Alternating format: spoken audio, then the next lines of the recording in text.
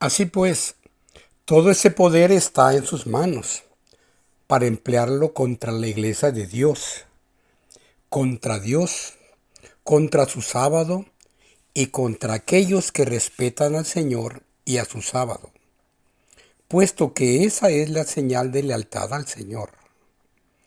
Por lo tanto, repito, que todo aquel que vaya a ser fiel a Dios, lo habrá de ser en contra de todo el poder que hay en el mundo. Todo el poder que este mundo conoce, del tipo que sea. Así pues, hermanos, el asunto que vosotros y yo hemos de decidir ahora es si vamos a avanzar o no. Hemos de decidir si vamos a avanzar o si nos pararemos aquí. Tan ciertamente como decidamos permanecer en la profesión que hemos hecho, tan ciertamente como decidamos tenernos por la ley de Dios y la fidelidad a nuestra profesión, habremos de hacerlo en contra de todo el poder que este mundo conoce, estando Satanás en posesión y uso de tal poder. Hemos de mantener nuestra lealtad a Dios y a su ley en contra de toda consideración, soporte o protección humanas. ¿No se va a tratar acaso del pueblo que se tiene por la ley de Dios, que depende de Dios solamente? Puesto que nada hay debajo del sol de lo que pueda depender. Debemos advertir a la gente del mundo acerca de ese poder. Debemos advertirlos contra sus maquinaciones, sacarlos de ahí y llevarlos a Dios. ¿Podría hacer eso de alguna forma si conservo cualquier conexión con el mundo o con la mundanalidad? Claro que no. Si participo de un espíritu mundano y de una disposición mundana, ¿podéis decirme cómo voy a ser capaz de advertir a la gente a que se separe totalmente del mundo? ¿Qué fuerza tendrían entonces mis palabras para que alguien siguiera ese curso? ¿Alguien puede decirme cómo vais a poder lograrlo en ese caso? Poco importa que seáis pastores o no, que seáis un adventista del séptimo día o solo un profeso adventista. No hace falta que seáis un pastor. Basta con que seáis un profeso adventista del séptimo día a efectos de responder esta pregunta. Quiero saber, ¿cómo vas a mantener dignamente esa profesión? ¿O a tener el poder necesario para abordar la gente de este mundo? Si es que estáis conectados con este mundo en espíritu, mente, pensamientos, deseos o inclinaciones, no podréis ciertamente. Una conexión con el mundo, aún del espesor de un cabello, los privará del poder que ha de acompañar al llamamiento que advertirá al mundo contra ese poder inicuo y mundano, a fin de que se separen totalmente de él.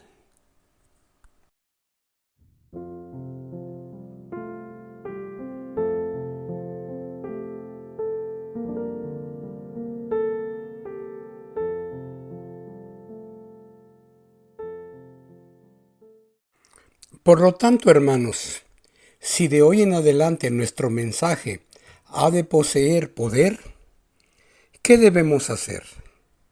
Hemos de romper cualquier amarra con todo lo que este mundo conoce. ¿Están dispuestos? No basta con que les pregunte si están dispuestos, sino ¿ya lo habéis hecho? ¿Sí? La imagen que empleó el hermano Porter hace algún tiempo es espléndida. El profeta buscaba a quienes daban ese mensaje. pero miraba demasiado bajo. El ángel le dijo: mira más arriba. Gracias al Señor están por encima del mundo. Allí es donde pertenecen, por encima del mundo, sobre un fundamento que Dios ha establecido para que lo transiten. Y todos aquellos que estén en una posición tan baja como para ser necesario que se mire al mundo para encontrarlos, no pueden dar el mensaje del tercer ángel. Hemos de estar por encima del mundo. Por lo tanto, corten amarras, hermanos. Ha llegado el momento como nunca antes en que tiene que haber una separación del mundo. Yo os elegí del mundo, dice Jesús. Juan 15:19. Dado que nos ha escogido del mundo, busquémoslo cada día a fin de que pueda comisionarnos. Cristo dijo a sus discípulos: yo os elegí a vosotros y os he puesto, comisionado u ordenado, para que... Juan 15:16. Nos ha escogido. Asegurémonos de que nos ha comisionado para la obra que tiene para nosotros, que consiste en llevar la palabra de Dios en contra de todo el poder que este mundo conoce, a fin de separar del mundo a un pueblo, tan separado para Dios como para renunciar totalmente al poder de este mundo y a toda conexión con él. Lo anterior nos lleva una vez más a la consagración. Gracias al Señor porque es así. Y no podemos aferrarnos al mensaje del tercer ángel. No podemos mantenernos en él, ni tener su espíritu o realizar su obra sin una consagración plena. Otro punto importante al respecto. Los que se tengan por la ley de Dios no van a ser tenidos en alta consideración por mucho tiempo. De ninguna manera. No van a ser apreciados, loados ni cortejados. Al contrario, quizás sea mejor que lo leamos The Great Controversy, el Gran Conflicto, volumen 4, página 590. Y dice así: y luego el gran engañador persuadirá a los hombres de que son los que sirven a Dios los que causan esos males. La parte de la humanidad que haya provocado el desagrado de Dios lo cargará a la cuenta de aquellos cuya obediencia a los mandamientos divinos es una reconvención perpetua para los transgresores. Se declara que los hombres ofenden a Dios al violar el descanso del domingo, que este pecado ha traído calamidades que no concluirán hasta que la observancia del domingo no sea estrictamente obligatoria, y que los que proclaman la vigencia del cuarto mandamiento, haciendo con ello que se pierda el respeto debido al domingo y rechazando el favor divino, turban al pueblo y alejan la prosperidad temporal. Y así se repetirá la acusación hecha antiguamente al siervo de Dios y por motivos de la misma índole. Y sucedió luego que Acab vio a Elías y le dijo a Acab: ¿estás tú aquí, perturbador de Israel? A lo que respondió: no he perturbado yo a Israel, sino tú y la casa de tu padre, por haber dejado los mandamientos de Jehová y haber seguido a los Baales. Primera de Reyes 18, 17 y 18. Cuando los falsos cargos se hayan despertado, cuando se haya despertado la ira del pueblo, este seguirá con los embajadores de Dios una conducta muy parecida a la que siguió el apóstata Israel con Elías. Conflicto de los siglos, páginas 647 y 648. Y en la página 590 leemos: los que honran el sábado de la Biblia serán denunciados como enemigos de la ley y del orden, como quebrantadores de las restricciones morales de la sociedad y por lo tanto causantes de la anarquía y corrupción que atraen sobre la tierra los altos juicios de Dios. Sus escrúpulos de conciencia serán presentados como obstinación, terquedad y rebeldía contra la autoridad. Serán acusados de deslealtad hacia el gobierno. Los ministros que niegan la obligación de observar la ley divina predicarán desde el púlpito que hay que obedecer a las autoridades civiles porque fueron instituidas por Dios. En las asambleas legislativas y en los tribunales se calumniará y condenará a los que guardan los mandamientos. Se falsearán sus palabras y se atribuirán a sus móviles las peores intenciones. Página 649. En Testimonios, número 32, página 208, dice: un testimonio dado en 1885, hace ya 7 años. Mientras los hombres están durmiendo, Satanás arregla activamente los asuntos, de tal manera que el pueblo de Dios no obtenga ni misericordia ni justicia. Joya de los Testimonios, volumen 2, página 152. ¿Cómo se podría esperar que obtuviéramos misericordia y justicia, siendo que todo el poder de los gobiernos de la tierra está en manos del papado? ¿Y es Satanás quien lo dirige? ¿Y cómo podréis esperar justicia cuando el propio Satanás ha dispuesto todo el poder de esta tierra en contra del pueblo de Dios? No hay ahí ninguna justicia. No la podemos esperar. Eso nos lleva al punto de que hemos de estar tan separados de este mundo como para no esperar protección alguna del mismo, ni gobierno, ni autoridad terrenal, como para no esperar ninguna misericordia ni justicia del mundo.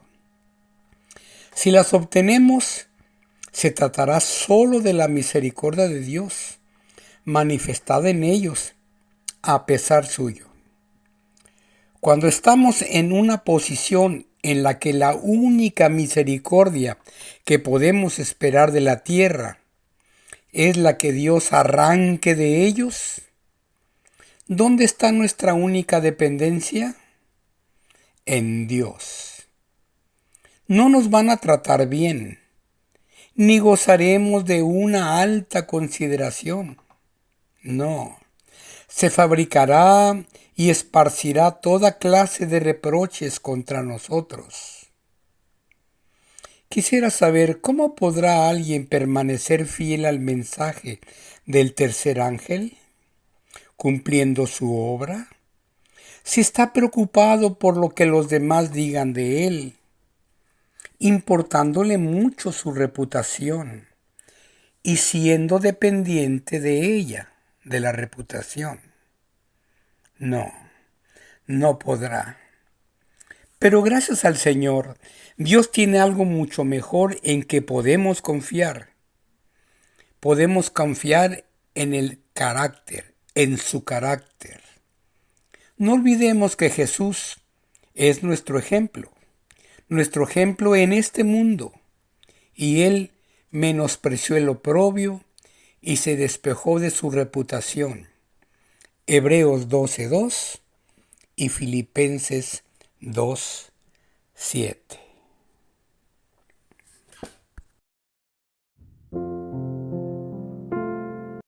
Esto establece el hecho de que el pueblo que haya de dar el mensaje del tercer ángel y tenerse en pie fielmente por Dios, Lo habrá de hacer considerando exclusivamente el carácter de Cristo y habrá de desechar todo cálculo relativo a la reputación.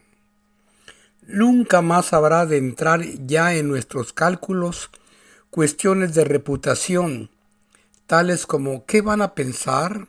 ¿Qué van a decir los demás de nosotros? La reputación no salvará a nadie.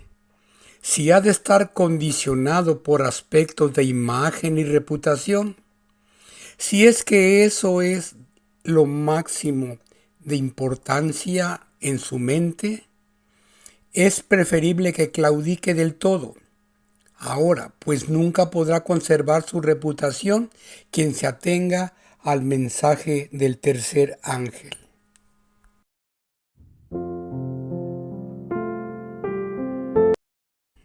Ahora mismo, hoy es el momento de abandonar todas esas pretensiones, ya que haciendo así, aliviaréis a vuestros hermanos.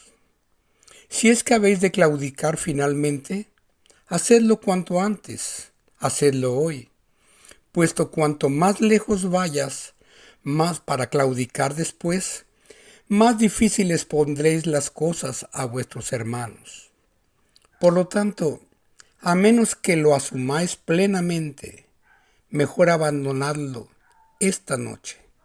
Tomad otro camino y dejadlo del todo.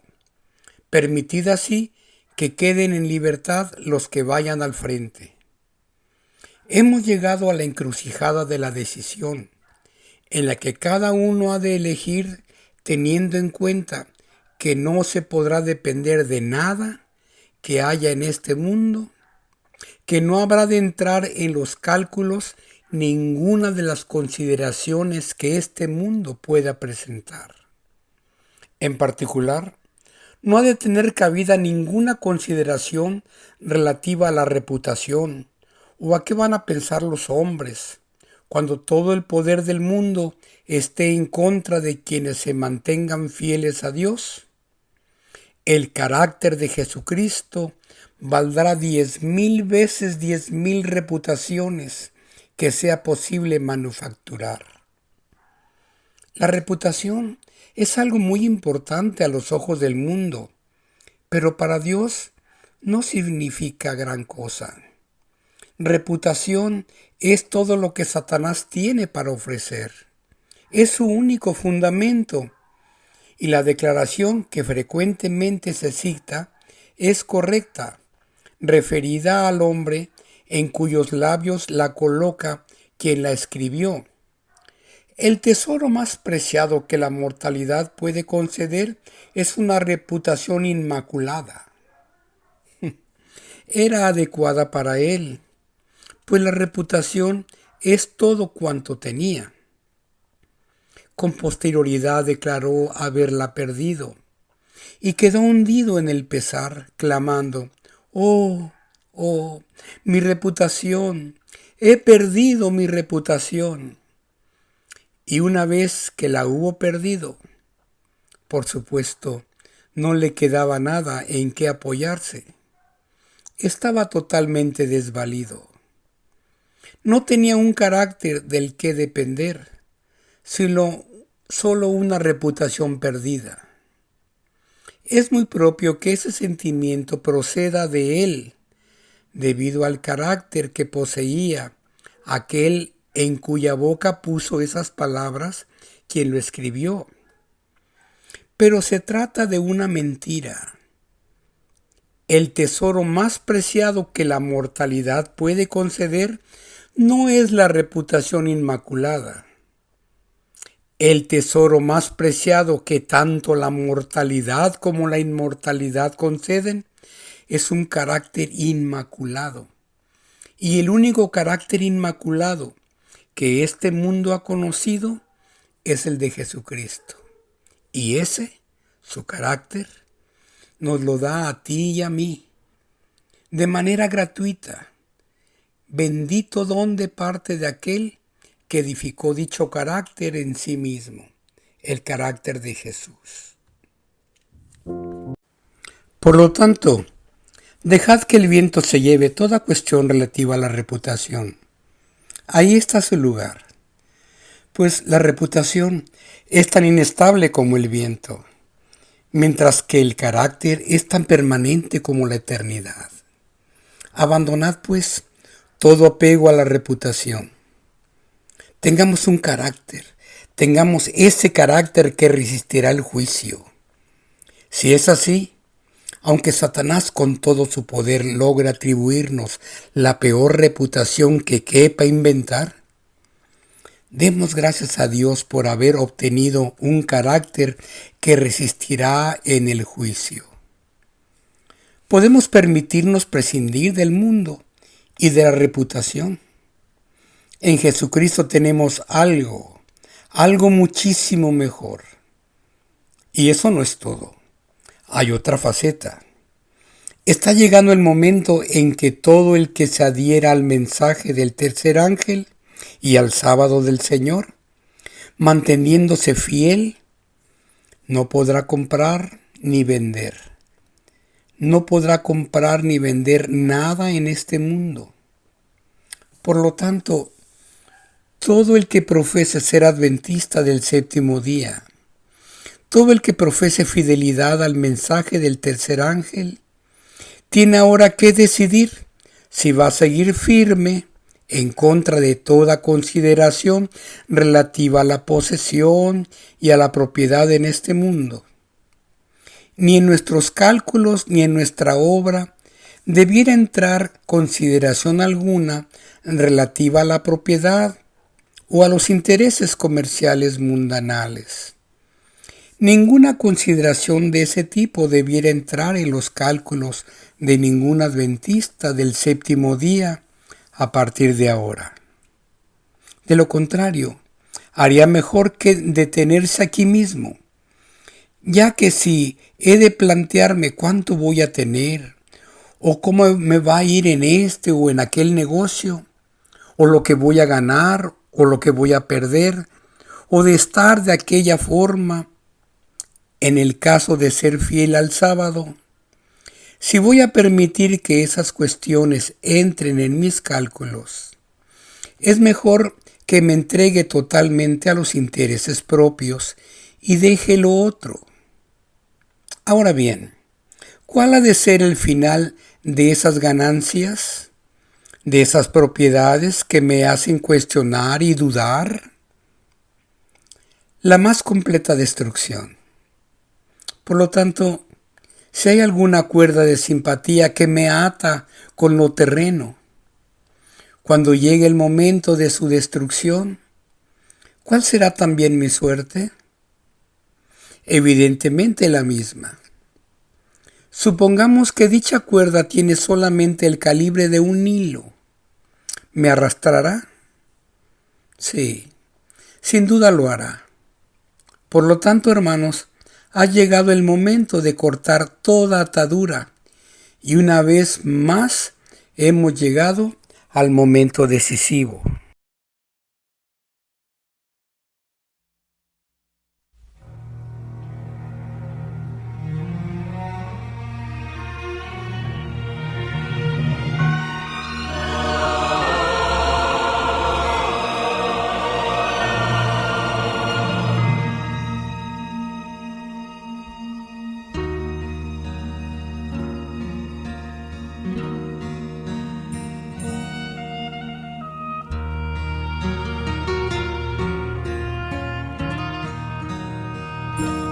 Por la vía dolorosa, triste un día en Jerusalén, los soldados abrían paso a Jesús,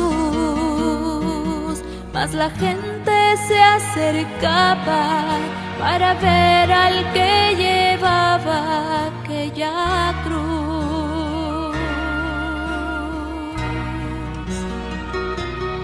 Le sangraban las heridas que por mí Jesús sufrió. Las espinas desgarrábanle su sien, pero más inmenso fue su amor por quienes él iba a morir.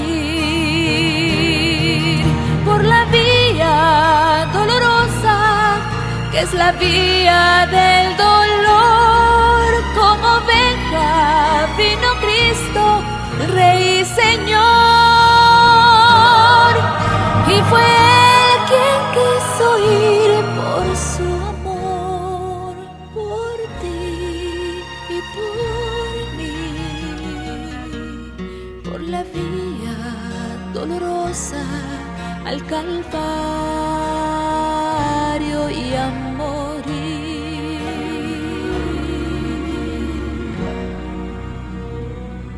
Cargando su cruz a cuesta, mi Señor Jesús subió a la cumbre del Calvario con valor. Mas la gente se acercaba para ver al que llevaba aquella cruz. Por la vía dolorosa, que es la vía del dolor, como oveja vino Cristo, Rey y Señor, y fue Él quien quiso ir por su amor, por ti y por mí, por la vía dolorosa al Calvario y a morir. Su sangre vertió con profundo amor por salvar al mundo de condenación.